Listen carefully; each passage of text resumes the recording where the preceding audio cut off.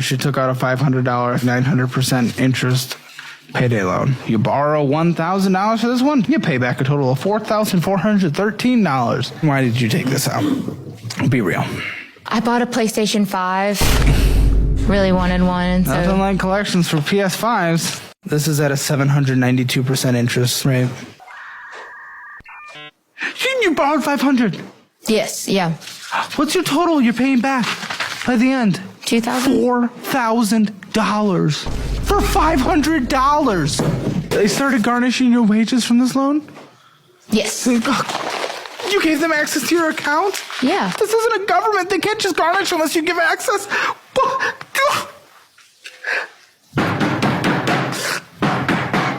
This is a payday loan. This is at a 573% interest rate. We did need that advance. We were going on a trip to Galveston. To Galveston. It was to Galveston. To Galveston. It wasn't even to like Cabo or something. I make good money doing this. Don't get me wrong. But look how much more money can be made out there if you just have no morals. They gave you $500 and they make $3,500 of profit. Oh my goodness. How much debt do you have? I mean, this has to be legal. It's come on, 900 interest rate on a credit card. That's insane. Like, this has to be a scam. Like, it has to be legal. Like, this is insane, man. Let's check out the comment section. Somebody said I think the loan shark will give you a better rate than this. Facts, but like, cause 900 is insane. No, 900 is crazy. Somebody said, I didn't even know that interest rate could get even that high. I agree. The worst I've seen on the interest rate is like 23%. That's something like, wow, that's a lot.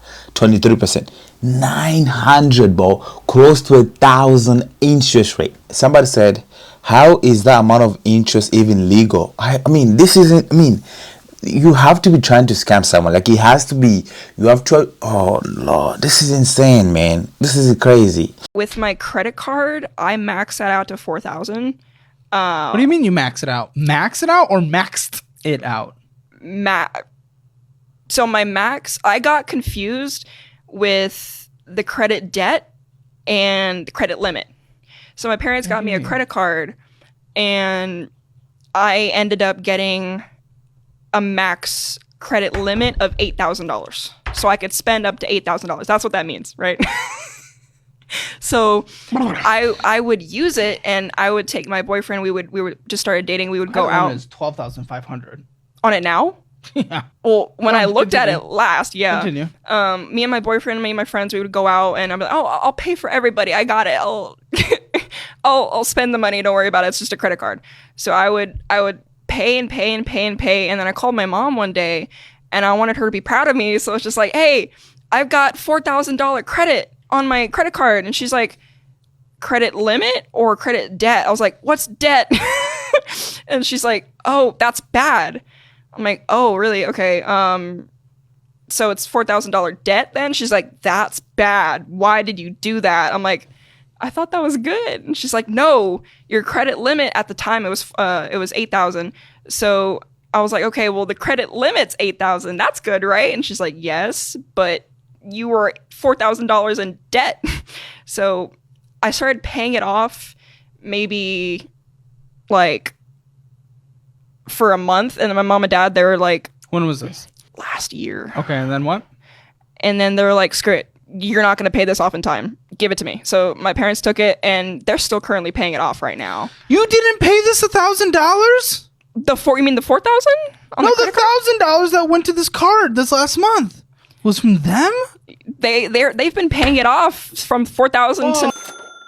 Where did they just basically gave up and said, you're not going to pay this in time. After the people. You're moving out and you have a $4,000 credit card. You're not going to pay that off in time. You're going to get so overwhelmed. So just give it to me and then we'll pay it. And then whenever. Well, listen, I don't want you to suffer in debt, but is that helping you? Is that teaching you?